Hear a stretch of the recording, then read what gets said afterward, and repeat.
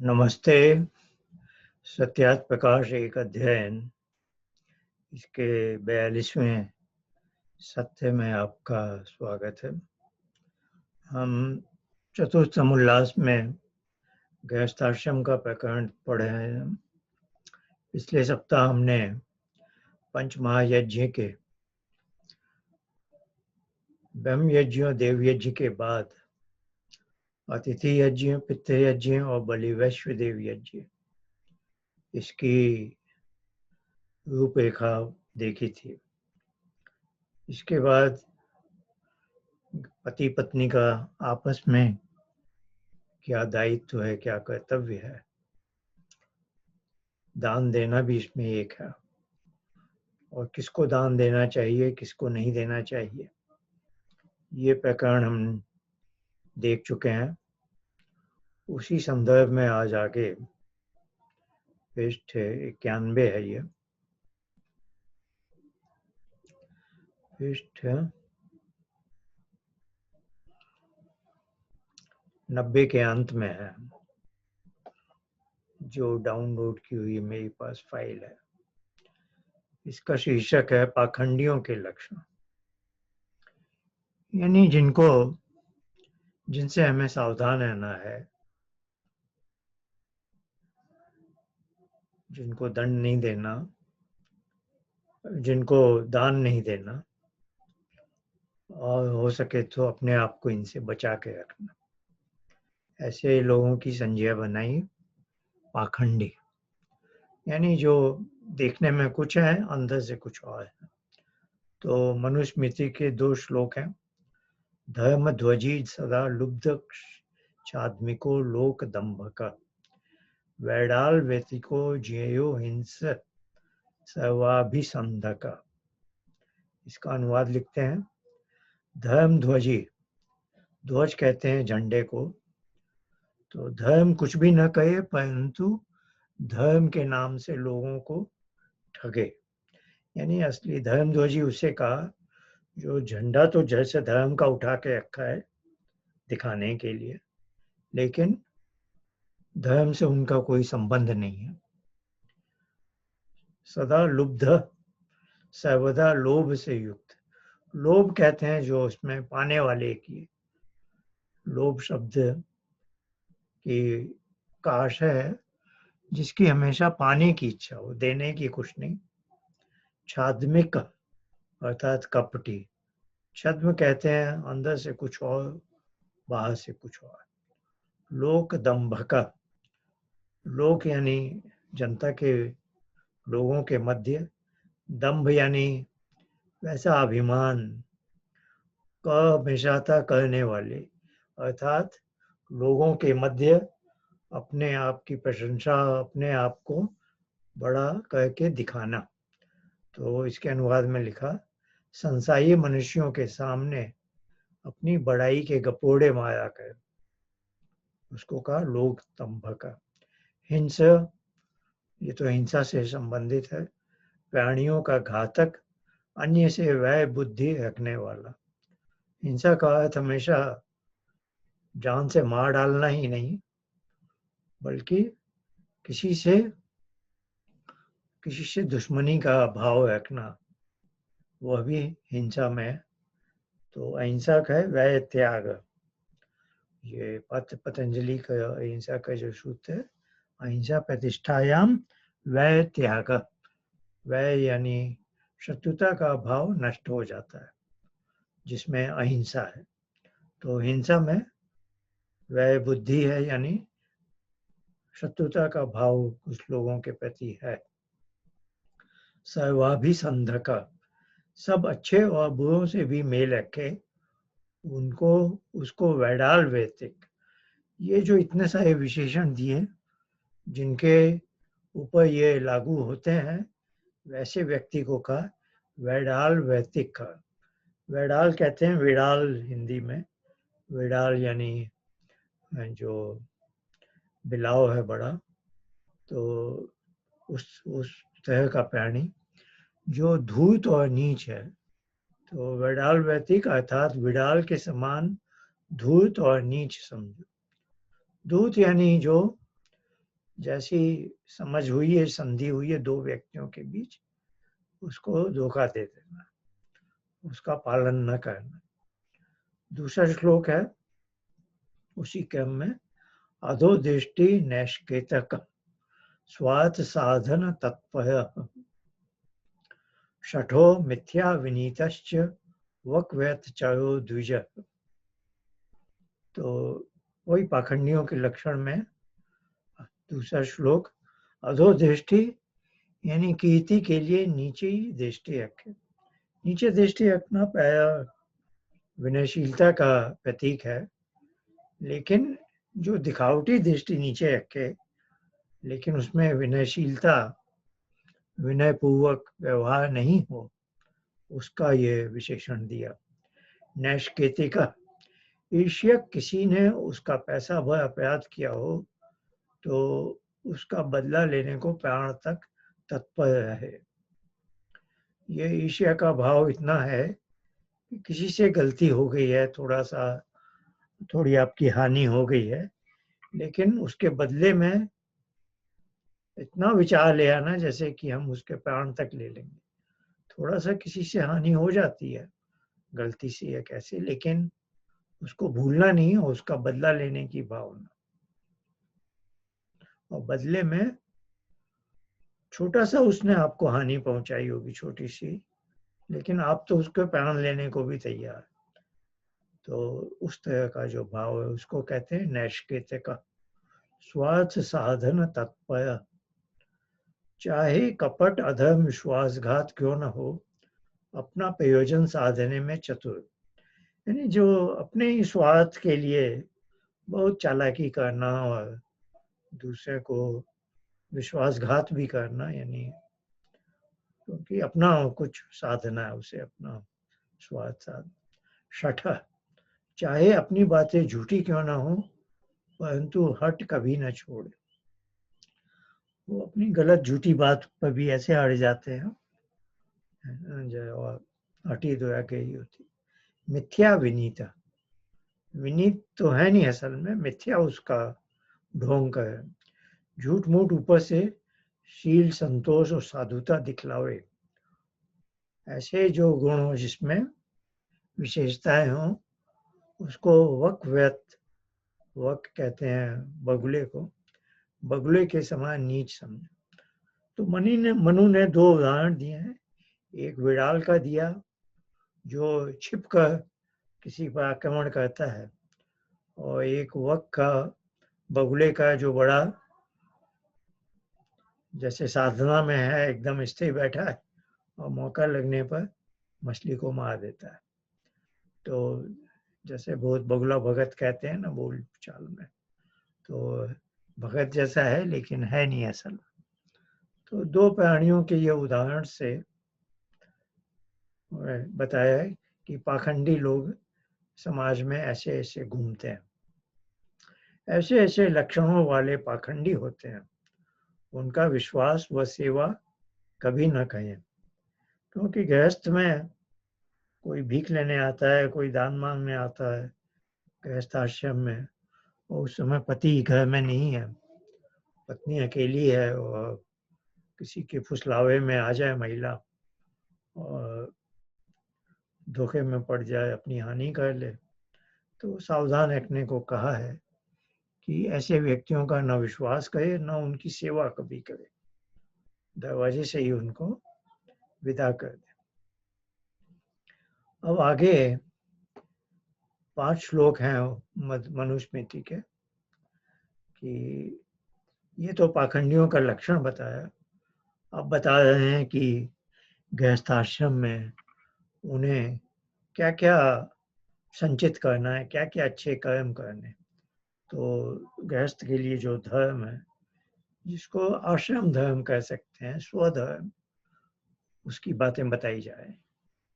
तो मनुस्मृति के 5 श्लोक हैं, आइए एक एक करके देखते हैं। धर्मम शनै संचिनुयाद वल्मीकमिव पुत्तिका परलोक सहायतम सर्वलोकान्य पीड़यन। इसका अनुवाद लिखते हैं, स्त्री और पुरुष को चाहिए कि जैसे पुत्तिका अर्थात दीमक वल्मीक अर्थात बाम्बी को बनाती है, वैसे सब भूतों को पीड़ा न देकर परलोक अर्थात पर जन्म के सुखार्थ धीरे धीरे धर्म का संचय करे। तो धर्म का रास्ता कठिन होता है। लोग अधर्म में इसलिए चले जाते हैं कि जल्दी से कुछ लाभ कमाना है, जल्दी से कुछ साधना है, तो जल्दबाजी नहीं चलती। तो धर्म का मार्ग ऐसा है कि धर्म करते जाओ और जो होगा देखते जाओ। तो इसका उदाहरण दिया है कि दीमक जैसे धीरे धीरे अपनी बाम्बी बनाती है, तो उस शनैः शनैः शब्द आया है, यानी धर्म को संचय करना है। यह पुण्य है जो आपके खाते में जैसे अंकित होता जाएगा।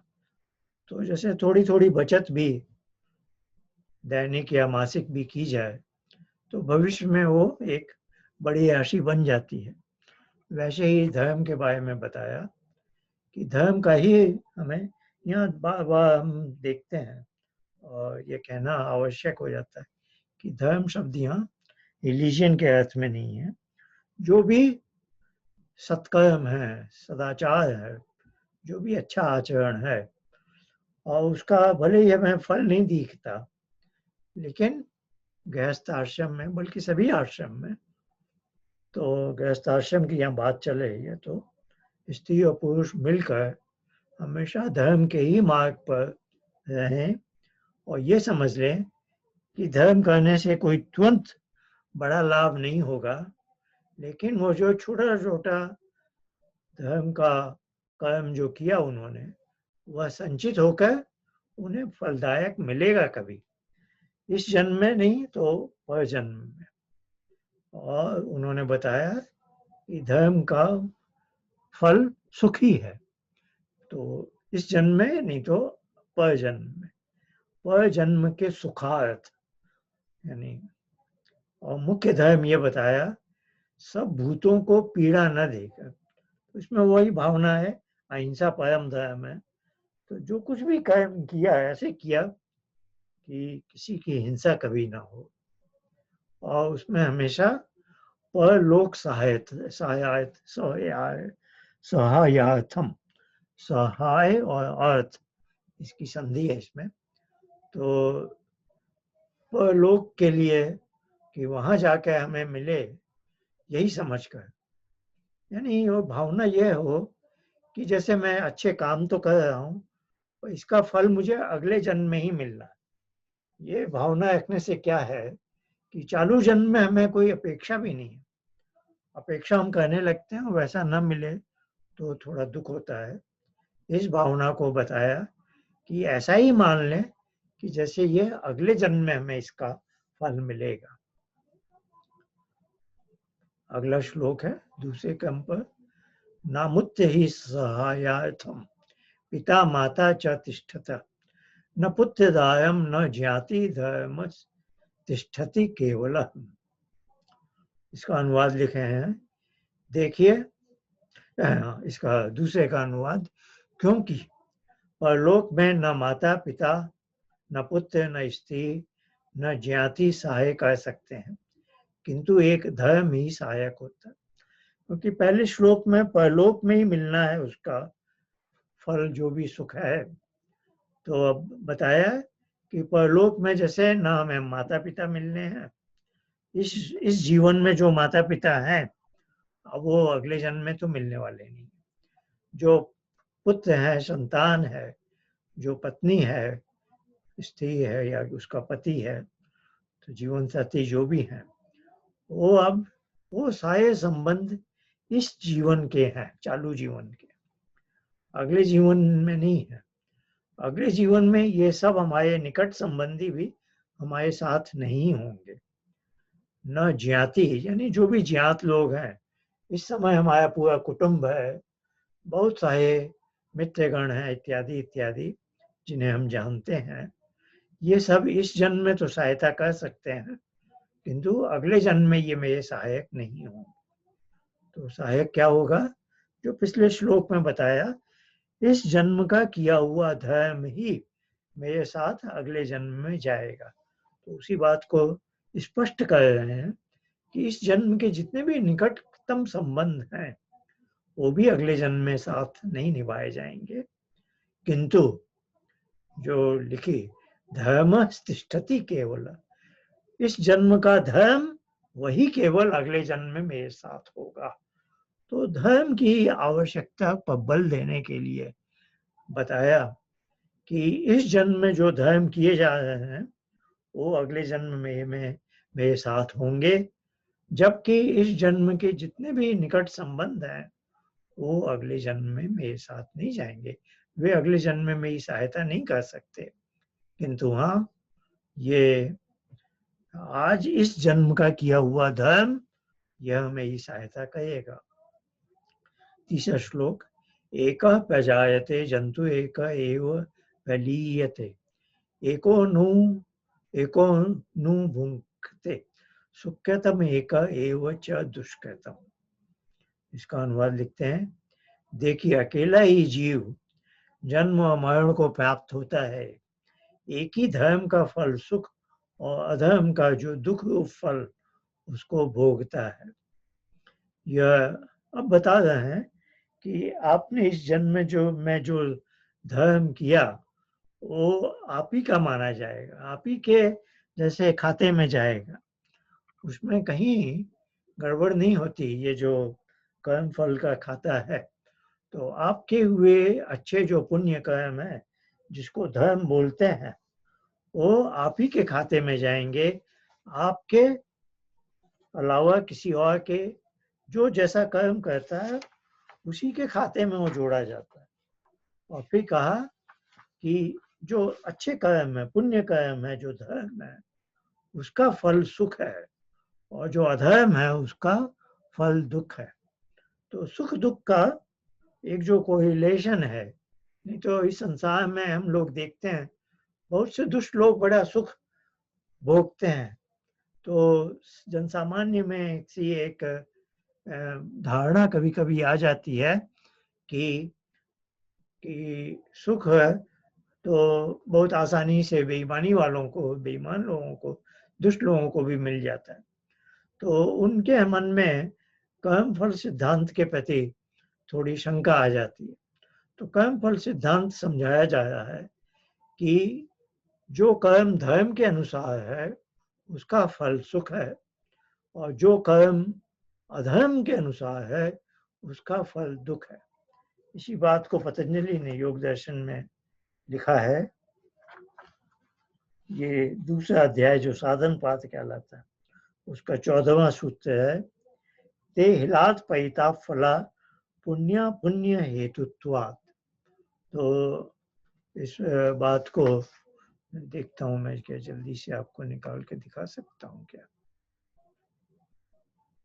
तो जो यहाँ मनुस्मृति में वो आया कि धर्म का फल सुख है और अधर्म का फल दुख है, तो उसी बात को योग दर्शन में धर्म के बदले आ गया पुण्य और अधर्म के बदले आ गया अपुण्य। तो मैं आपको थोड़ा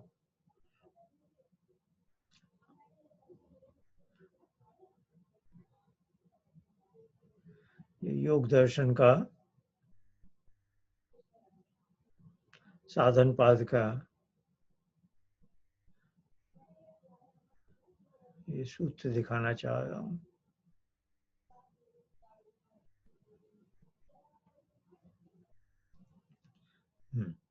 ये साधन पाद यानी योग दर्शन के 4 अध्याय हैं, तो दूसरा अध्याय, तो इसका 14वां सूत्र है,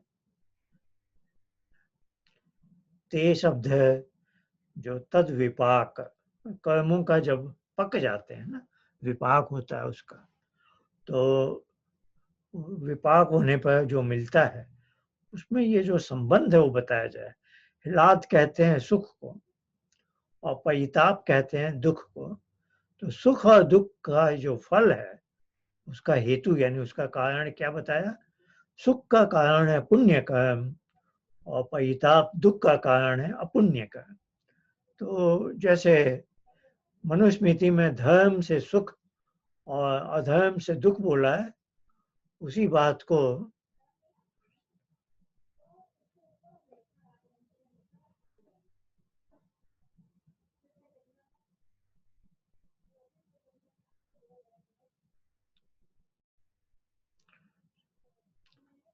योग दर्शन में पुण्य अपुण्य कहा गया। ये तीसरे अर्थ का, तीसरे श्लोक का, जो 5 श्लोक मनुस्मृति के हैं, उसके तीसरे श्लोक के संदर्भ में हमने देखा कि सुख मिलता है जब हमारे कर्म धर्मानुसार हों, अन्यथा वो दुख देते हैं।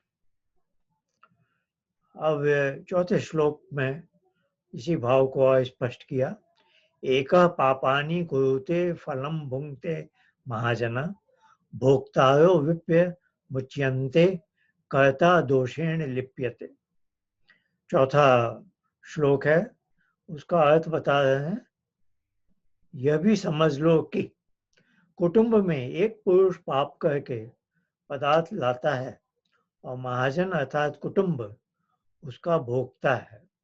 भोगने वाले दोष भागी नहीं होते, किंतु अधर्म का कर्ता ही दोष का भागी होता है। अब यहाँ 2 बातें बताई जा रही हैं। तीसरे श्लोक में बता दिया कि अधर्म का फल दुख होता है। अब एक यहाँ समझाने को बताया गया है कि एक परिवार का पालन करने वाला एक पुरुष है, तो वो पाप की कमाई घर में लाकर अपने परिवार का पालन कर रहा है। तो पाप की कमाई तो उसने वो लाया है घर में और भोग रहे हैं पूरे परिवार वाले। तो अब प्रश्न उठता है कि इस पाप के भाग में ये जो पाप कर्म है, जो अधर्म है, जो उस व्यक्ति विशेष ने किया, जो उस परिवार का पालन करता है, मुखिया है, क्या अब परिवार के अन्य सदस्यों को भी उस पाप कर्म का फल जो दुख होगा वो भोगना पड़ेगा? कभी उस व्यक्ति को तो अवश्य भोगना पड़ेगा कि कर्म फल का सिद्धांत है। अभी हमने तीसरे श्लोक में पढ़ा और योग दर्शन में भी देखा कि किसी ने अपुण्य या पाप कर्म या अधर्म किया है तो उसका फल दुख अवश्यंभावी है। बस यह है कि निकट भविष्य में नहीं मिला, इस जन्म में नहीं मिला तो अगले जन्म में मिलेगा। लेकिन यहाँ अब एक शंका उत्पन्न होती है कि उसके पाप कर्म से जो कमाई आई है, जिससे परिवार पूरा भोग गया है, सबकी रोटी दाल रोटी चल रही है उससे, क्या अब ये भी उस पाप कर्म में इनका हिस्सा पड़ेगा, इनका हिस्सा माना जाएगा?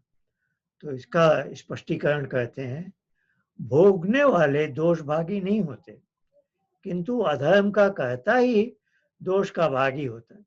अब वो अधर्म करने वाला सोचे कि मैं तो 5 लोगों के परिवार का पालन कर रहा हूँ, मैंने आज कोई अधर्म का काम किया, समझिए उसका नाप तो हम क्या कहें, समझिए उसका जो भी एक अंक हम देते हैं कि 100 अंक के बराबर का उसने अधर्म किया।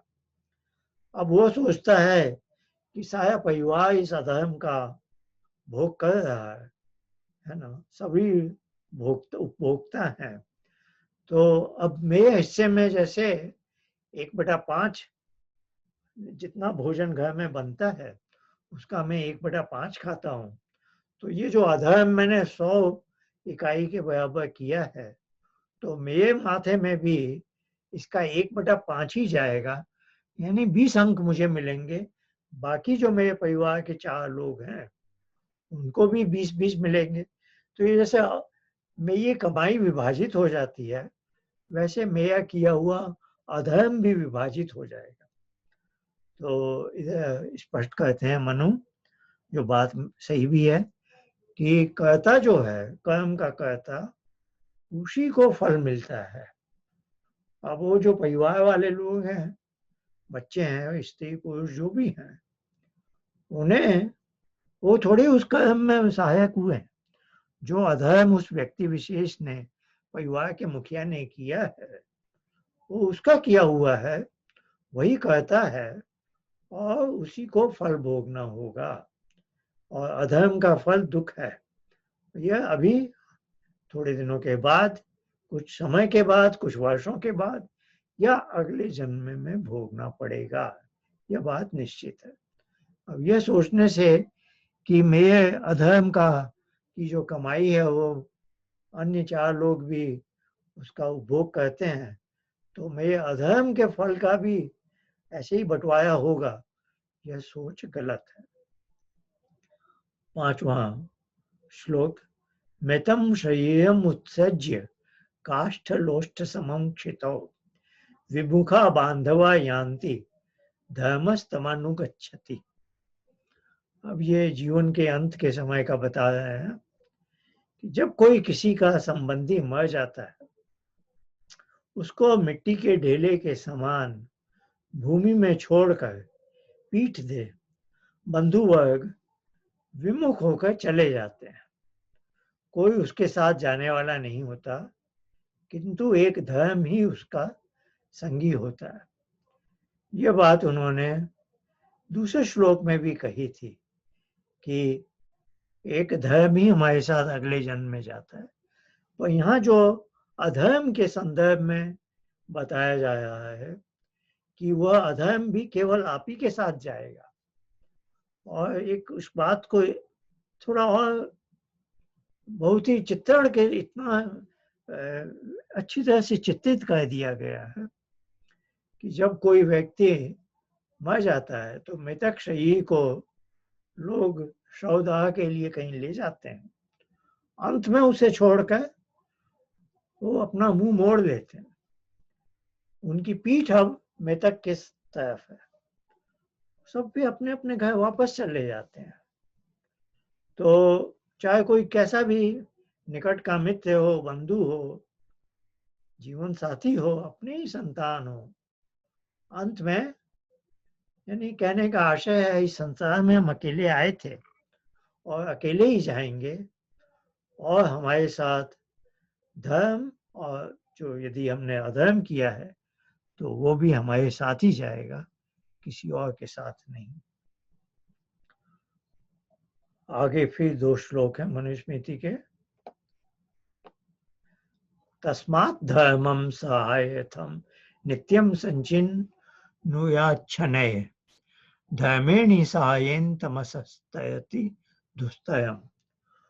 उस हेतु से परलोक अर्थात पर जन्म में सुख और इस जन्म के सहायतार्थ नित्य धर्म का संचय धीरे धीरे करता जाए, क्योंकि धर्म ही के सहाय से बड़े बड़े दुस्तर दुख सागर को जीव तर सकता है।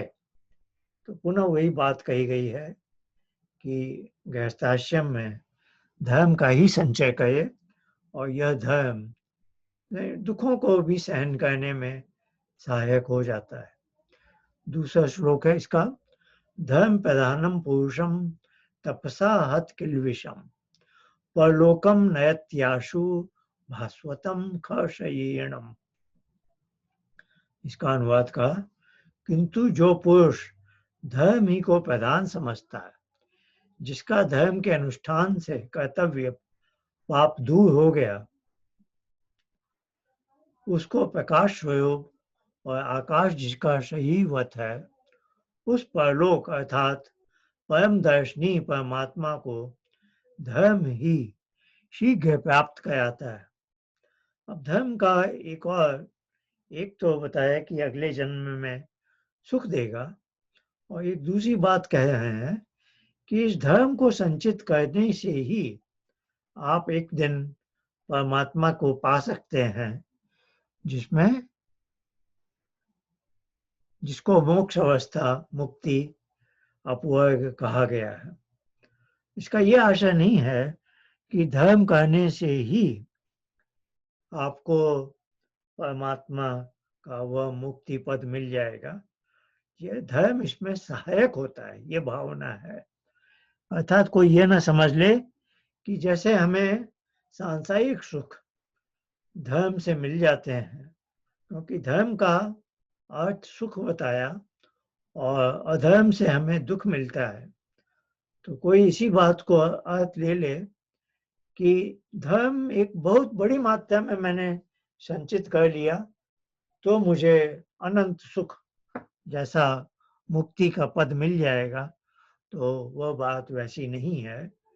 लेकिन हाँ, जैसा इस श्लोक में लिखा है कि वो प्राप्त कराता है, अर्थात प्राप्त कराने में सहायक होता है। क्योंकि जो मुक्ति का जो पद है, मोक्ष की जो अवस्था है, उस तो उपासना से ही वो मिलती है ना। उपासना में जब हम समाधि की ऊंची अवस्था में जाते हैं तो जो हमारे मन के अंदर विशेषकर जिसको अहंकार कहते हैं, उसमें जो पुराने जन्म जन्मांतरों के क्लेश जो हैं वो बीज के रूप में काम करते हैं। तो ये संसार चक्र ऐसे बताया गया कि हम सबके अंदर जब हम इस संसार में आते हैं तो क्लेश राग द्वेष के रूप में उपस्थित होता है। तो हम सबके अंदर राग द्वेष है। तो राग के वश में हम किसी चीज को पाना चाहते हैं, जो पिछले जन्मों से हमने कुछ किसी क्रियाओं से कोई सुख भोगा है, तो उसका जो संस्कार है वो राग है। और जो दुख भोगा है उसका जो संस्कार है वो द्वेष है। तो पतंजलि ने कहा सुखानुशयी राग, दुखानुशयी द्वेष। तो जो सुख और दुख के जन्म जन्मांतरों के संस्कार हैं, दुख का एक संस्कार तो सबको सबके जीवन में है ही, वह है मृत्यु का संस्कार। हम सबने पिछले जन्म में मृत्यु को प्राप्त किया है और मृत्यु का दुख सबने देखा है, भोगा हुआ है। तो उसके प्रति हमें द्वेष है भी, उससे हम सब डरते हैं, दूर रहना चाहते हैं। बल्कि उसका इतना भयानक रूप है कि पतंजलि ने उसका एक अलग ही नाम दे दिया, अभिनिवेश करके। तो वह एक द्वेष विशेष है, वो एक दुख विशेष के लिए है जिसको मृत्यु का दुख है। तो हम बात कर रहे थे राग और द्वेष की। राग और द्वेष के संस्कार के कारण हम इस जन्म में आए हैं। अब इस संसार में हम जब जीते हैं तो जिन के प्रति हमें राग है उनको पाना चाहते हैं और जो द्वेष है उनसे दूर रहना चाहते हैं। तो इस क्रम में हम कुछ कर्म कहते हैं। तो कर्म हमारे धर्म और अधर्म, चाहते तो हम धर्म करना ही है, पर कुछ ना कुछ अधर्म हो ही जाता है। और धर्म का फल सुख है, अधर्म का फल दुख है, तो हमें सुख दुख भोगने पड़ते हैं। तो इस चालू जीवन में देखिए 3 युग्म है, 3 जोड़ियां हैं। तो पहली हुई राग द्वेष। राग द्वेष के वश में हमने किया धर्म अधर्म, ये दूसरी जोड़ी होगी। धर्म अधर्म के परिणाम स्वरूप हमें भोगना पड़ा सुख और दुख दोनों। अब सुख और दुख जब भोगा तो इससे फिर हमें सुख और दुख के प्रति जो संस्कार बनते हैं वासना के, वो पुनः राग द्वेष के संस्कार बन जाते हैं। तो इसका एक चक्र बन जाता है। इसको व्यास जी ने ये योग दर्शन के भाष्य करते समय लिखा संसार चक्र। तो संसार चक्र के 6 अवयव बताए गए, 6 स्पोक्स ऑफ द व्हील, है ना। तो ये संसार चक्र जन्म मरण का चक्र है, ये रुकता नहीं है, चलता रहता है। तो ये कैसा चक्र है? इसमें 6 अवयव लगे हुए हैं। 6 किसके? राग द्वेष, धर्म अधर्म, सुख दुख के। तो ये मैंने इसलिए बताया आपको कि धर्म और अधर्म का जो परिणाम सुख दुख है, उससे फिर राग द्वेष उत्पन्न हुआ, उससे फिर, तो ये एक चक्र बन जाता है। तो जो व्यक्ति धर्म और अधर्म को ही जिन्होंने जीवन बना लिया है, वो इस संसार चक्र में हमेशा लगे रहेंगे, वो इस संसार चक्र से नहीं निकल सकते। तो संसार चक्र से निकलने को, जिसको मुक्ति बोलते हैं या मोक्ष बोलते हैं, कैवल्य भी, अपवर्ग भी, इसके कई नाम हैं, उसका एक ही तरीका है कि मेरे कर्म धर्म अधर्म से ऊपर चले जाए। उसको कहते हैं निष्काम कर्म। अशुक्ल अकृष्ण, न सफेद है न काले। यानी मुझे धर्म, मैं जानता हूं कि धर्म से मुझे सुख मिलता है, लेकिन फिर भी मैं धर्म इसलिए करता हूं क्योंकि ईश्वर के प्रति मेरा ये समर्पण का भाव है। तो यानी एक व्यक्ति अब कहता है कि मैं धर्म कर्म इसलिए नहीं करता कि मुझे सुख मिले, मैं इसलिए करता हूं क्योंकि मैं ईश्वर का बेटा हूं, आर्य ईश्वर पुत्र है, मैं उसके जैसा ही बनना चाहता हूं। तो ईश्वर के सारे कर्म धर्म वाले हैं और ईश्वर भी मुझसे ऐसी अपेक्षा करता है, तो इसलिए मैं धर्म करता हूं। तो यानी ऐसा जो कर्म हो गया जो किसी बिना फल की आशा से किया जाए, यह अशुक्ल अकृष्ण कहलाता है। न धर्म है न अधर्म है। ये धर्म इसलिए नहीं है कि मुझे इससे फल की आशा है, और ये व्यक्ति अब इतना ऊंचा उठ गया है कि अधर्म तो ये कहता ही नहीं है ना। तो जो व्यक्ति धर्म अधर्म से ऊपर उठ गए हैं, वो उनके अंदर वैराग्य का भाव आ जाता है। उन्हें राग नहीं अब किसी चीज से, सांसारिक अनुभवों से। अब ये वैराग्य हो गया। अब पतंजलि के योग दर्शन से उसे कुछ शिक्षा मिल गई, तो योग का वो अभ्यास भी करने लगा। तो अभ्यास और वैराग्य से उसको ध्यान और समाधि में लाभ होता है, उसकी उसमें प्रगति होती। तो समाधि की एक अवस्था ऐसी आती है जब ये अंदर जो उसके अहंकार में जो ये राग द्वेष के बीज लेकर उसने जन्म लिया था, वो जल जाते हैं। जब वो जल जाते हैं, अब उसे अगला जन्म लेने की आवश्यकता नहीं। तो ये मैंने एक लंबा आपको थोड़ा विस्तार से बताया कि मुक्ति का उपाय। देखिए, कर्म फल से मुक्ति नहीं मिलती है, कर्मों का फल के रूप में मुक्ति नहीं मिलती, ऐसा कोई आशय महर्षि के इन शब्दों से लगा ले, इसलिए मैंने ये इसको इस ढंग से आपके सामने प्रस्तुत किया है कि यहाँ महर्षि का आशय ये नहीं है कि धर्म कर्म से ही मुक्ति हो जाएगी, परमात्मा प्राप्त हो जाएगा, नहीं। परमात्मा यहाँ को शीघ्र ही प्राप्त कराता है का आशय है कि धर्म कर्म जो कहते हैं उनके लिए एक नया रास्ता आगे का खुल जाता है। जो धर्म ही नहीं कहते उनके लिए तो फिर अभ्यास वैराग्य वाली चीज ही नहीं है। नहीं, जो धर्म कहता है वही निष्काम कर्म के अगले पड़ाव पर जा सकता है। जो धर्म ही नहीं कर रहा वो थोड़ी जा सकता है। तो ये इसकी भावना थी। आगे हम 3 श्लोक और लिखे हैं, मनुस्मृति के ही हैं, देखते हैं उनको। पहला है, दृढ़कायी मृदुदान्त क्रूराचार्य संवसन अहिंसो दमदानाभ्याम जयेत स्वर्गम यथा व्यतः। सदा दृढ़कायी, कोमल स्वभाव, जितेंद्रिय, हिंसक, क्रूर दुष्टाचारी पुरुषों से पृथक रहने आया धर्मात्मा, मन को जीत और विद्यादि दान से सुख को प्राप्त होए। तो जो अच्छे व्यक्ति धर्मात्मा बनना चाहते हैं, उनके अंदर क्या क्या लक्षण है, क्या क्या उनको विशेषताएं हैं, वो बताया है। दृढ़कायी का अर्थ बताया, सदा दृढ़कायी, क्योंकि जब आप अच्छे कर्म करने लगते हैं तो बहुत सारे झंझावात आते हैं, बहुत सारी अड़चने आती हैं। तो वैसे में दृढ़ता रखनी चाहिए, नहीं तो आपने हार मान ली तब तो आपसे हो गया कोई धर्म नहीं।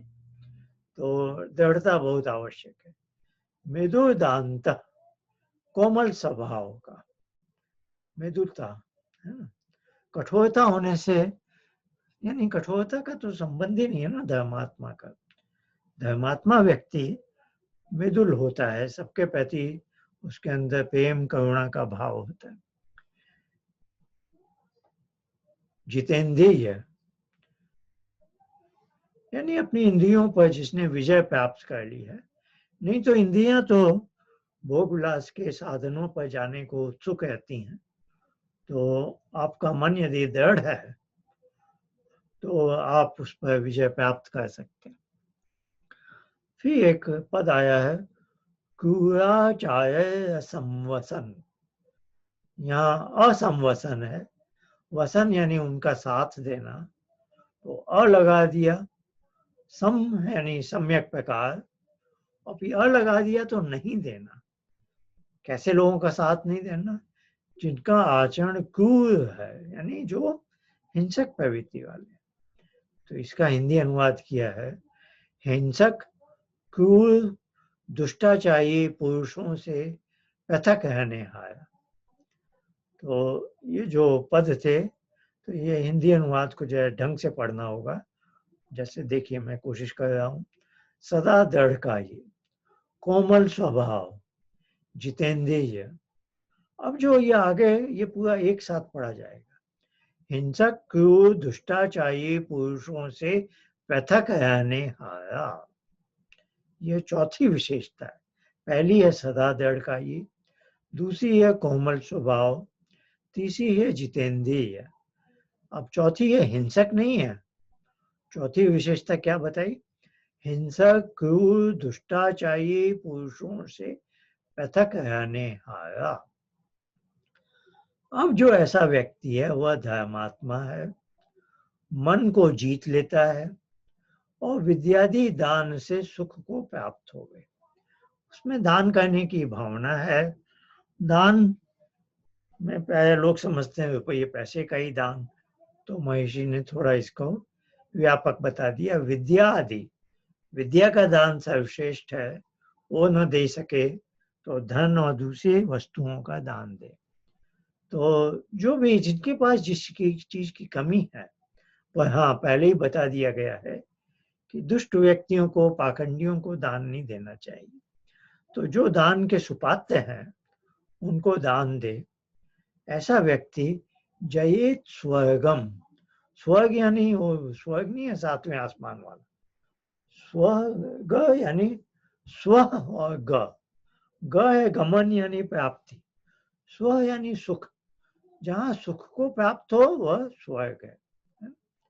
तो यहाँ ऐसे जो विशेषताओं से जो युक्त है धर्मात्मा व्यक्ति, वो जयेत स्वर्गम, सुख को जय कर लेते हैं यानी प्राप्त कर लेते हैं।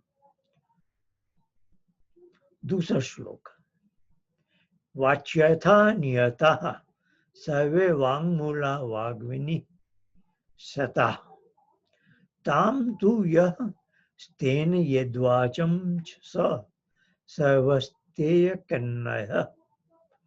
इसका अनुवाद लिखते हैं, परंतु यह भी ध्यान में रखें कि जिस वाणी में सब अर्थ अर्थात व्यवहार निश्चित होते हैं, वह वाणी ही उनका मूल, और वाणी ही से सब व्यवहार सिद्ध होते हैं। उस वाणी को जो चोरता अर्थात मिथ्या भाषण करता है, वह सब चोरी आदि पापों का करने वाला है। अभी पहले श्लोक में धर्मात्मा व्यक्ति के इतने सारे विशेषण बताए जिनका ज्यादातर आचरण से संबंध था।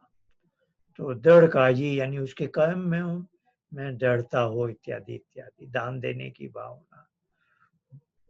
अब यहाँ एक वाक इंद्री जो वाणी है उसको अलग से उसका महत्व बताया जा रहा है, क्योंकि वाणी से हम कुछ बोलते हैं और इसके द्वारा भी हम धर्म भी कर सकते हैं, अधर्म भी कर सकते हैं। एक तो बोलचाल में, हमारे व्यवहार में वाणी का बड़ा महत्व है।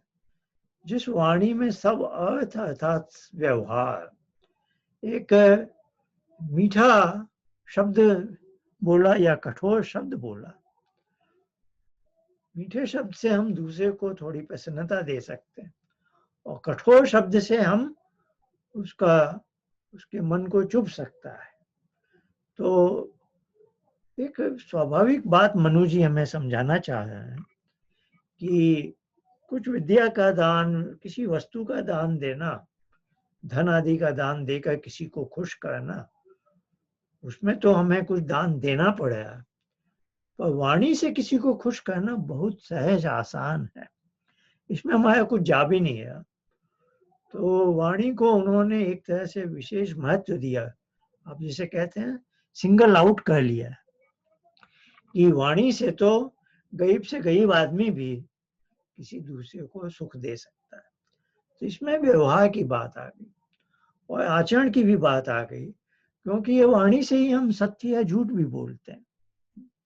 तो वो भी बताया। और झूठ बोलना मिथ्या भाषण है, उसका उसकी उपमा दे दी है चोरी करने से। अर्थात ईश्वर ने हमें वाणी दी है कुछ सत्य बोलना, सत्य वचन बोलने के लिए, और ईश्वर की दी हुई इस वाणी को जैसे मैंने चुरा लिया और मैंने उस वाणी से झूठ बोल दिया, तो इसको वाणी को चुराने जैसा एक अपराध बता दिया गया। तो झूठ बोलना अपने आप में ही अपराध है, लेकिन जैसे ईश्वर की एक चीज मैंने चुरा ली हो। ईश्वर ने तो वाणी मुझे इसलिए दी थी कि मैं सत्य वचन लोगों को बोलूंगा, सत्य विद्या का दान करूंगा, या और कुछ भी नहीं कर सकता तो स्नेह प्रेम से दो मीठे शब्द बोल दूंगा, उससे ही दूसरे को थोड़ी शांति और तृप्ति मिल सकती है। लेकिन ये वाणी को उन्होंने सिंगल आउट किया है, बहुत उपयोगी बात बताई है कि बाकी चीजें ना कर सकें। तो बहुत से लोग हमने देखे हैं समाज में जो वाणी से भी पाप करते हैं।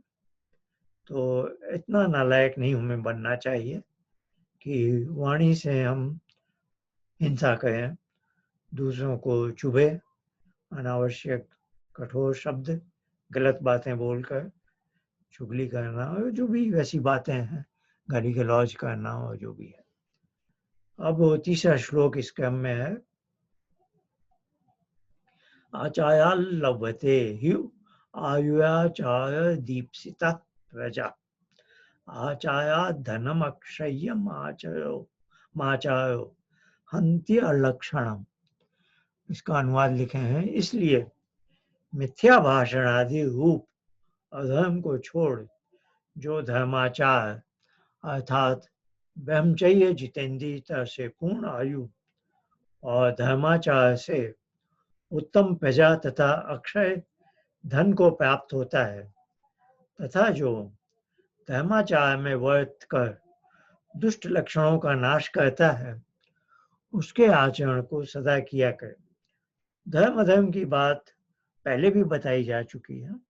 अब उन्होंने एक सीधा साधा आसान रास्ता भी हमें बताया जिसमें वाणी का ही महत्व है, और फिर से उस बात को उपसंहार के रूप में बता रहे हैं कि वाणी से तो हम अधर्म से दूर रहें और धर्म को अपनान ले, तो इससे हमें पूर्ण आयु मिलेगी, उत्तम प्रजा, अच्छी संतान भी मिलेगी और अक्षय धन को प्राप्त होता है।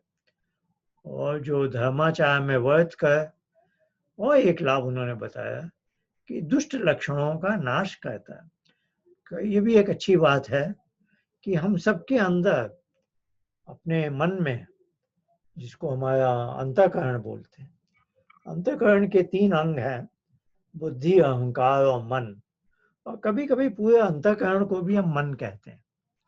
तो इस जो बुद्धि, अहंकार और मन की 3 इकाइयां हैं, तो इसका जो बीच का है अंग, जिसको अहंकार कहते हैं, अहंकार इसको इसलिए कहते हैं अहंकार, यानी मेरी पर्सनैलिटी को ये बनाता है।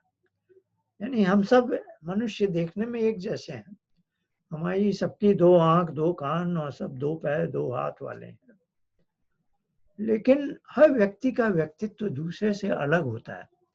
वो अलग क्यों है? क्योंकि हमारे अहंकार में जो वही संस्कार हैं जो पुराना ज्ञान है, विचार है, पुराने अनुभव हैं और पुराने कर्मों की जो हमने संस्कार पैदा कर रखे हैं कि जिसको हम कहेंगे हस्ताक्षर। हस्ताक्षर खाली जो हाथ से लिखने वाला नहीं, हम सबके हस्ताक्षर हैं। बोलने का एक ढंग है, लिखने का एक ढंग है, चलने का एक ढंग है, कार चलाने का एक ढंग है, साइकिल चलाने का एक ढंग है, तैरने का ढंग है। ये हमारे सारे कर्मों का हमने एक हस्ताक्षरों का पुलिंदा बना रखा है, जो अभ्यास से बार बार करने से उनके संस्कार इकट्ठे होते गए। तो अब मैं आंख बंद करके कभी लिखूं तो मैं वैसे ही लिखता हूं जैसे लिखने के संस्कार मैंने अर्जित किए हुए। तो संस्कार तीनों तरह के हैं, पूर्व ज्ञान, पूर्व अनुभव और पूर्व कर्म के संस्कार। तो ये सारे जो पहले की जो चीजें हमने अर्जित की हुई हैं, वो सारे संस्कार अहंकार नामक इकाई में संजो कर रखे जाते हैं। इसलिए उस इकाई का नाम अहंकार है, क्योंकि ये जो पुराने अनुभव, पुराने ज्ञान और पुराने कर्मों का जो भंडार है, उसी से मेरा व्यक्तित्व बना है। किसी भी व्यक्ति का व्यक्तित्व उसी सारे बड़े से पुलिंदे से ही बना हुआ है, और क्योंकि उसका निवास अहंकार में है, तो उस इकाई का नाम अहंकार है, यानी जो अहम को बनाता है। अहम यानी मेरी पर, यहाँ अहम यानी वो अभिमान वाला अहम नहीं है, यहाँ है मेरी पर्सनैलिटी, मेरा व्यक्तित्व। तो यह जो अभी इस श्लोक में एक बड़ी नई बात कही उन्होंने कि मेरे अहंकार में सब तरह की चीजें अच्छी भी हैं, बुरी भी हैं। जो दुष्ट लक्षण है उनका नाश भी हो सकता है। ये जो मैंने ही कमाए हैं, कभी कोई दुर्व्यसन था, कोई पुरानी गलत आदतें हैं, तो अच्छे अच्छे कर्म आज करने लगूं तो पुरानी जो पुराने संस्कार हैं, जो दुष्ट संस्कार हैं, वो खत्म भी हो सकते हैं, उखड़ जाते हैं।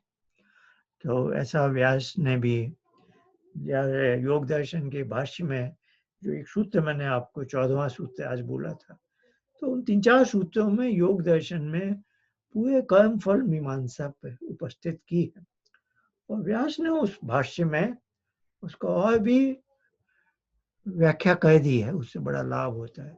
तो वहाँ एक जगह वो ऐसा कहते हैं कि अच्छे कर्म का प्रभाव ये भी है कि जो पहले के दुष्ट कर्म अभी बही खाते में लिखे हुए हैं, वो कट भी सकते हैं कई बार।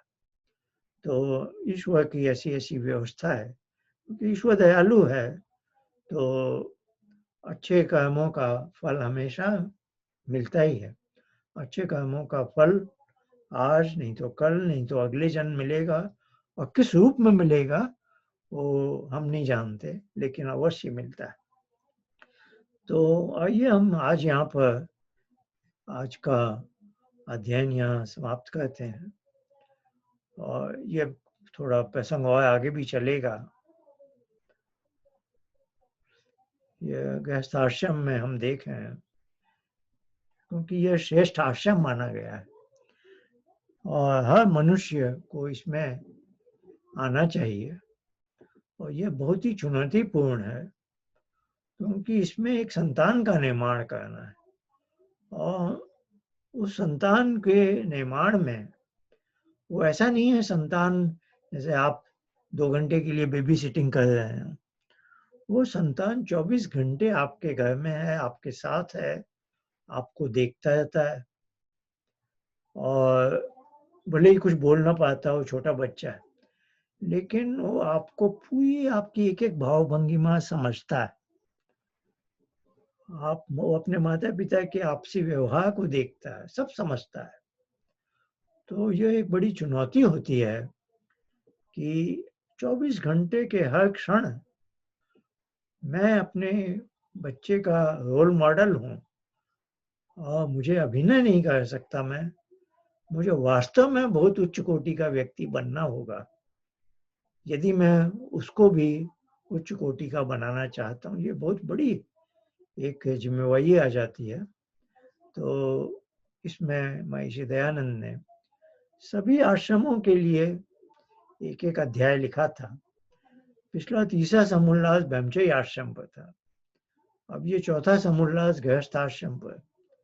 अगले 5वें में वानप्रस्थ और संन्यास दोनों को जोड़ दिया है, और छोटा सा ये सबसे बड़ा है, और इसमें वो उनका भरसक यही प्रयत्न है कि हर गृहस्थ स्त्री पुरुष उच्च कोटि के बने अपने आप और अपनी संतानों को, और भी जो वेद की आज्ञा मनुभव जनया दैव्यम जन्म, हम भले ही कम से कम मनुष्य तो अवश्य बने, राक्षस के रूप में हमारा पतन न हो जाए, लेकिन ये भी कोशिश करें जनया, हम देवत्व को जन्म दें अपने अंदर और अपने संतानों के अंदर।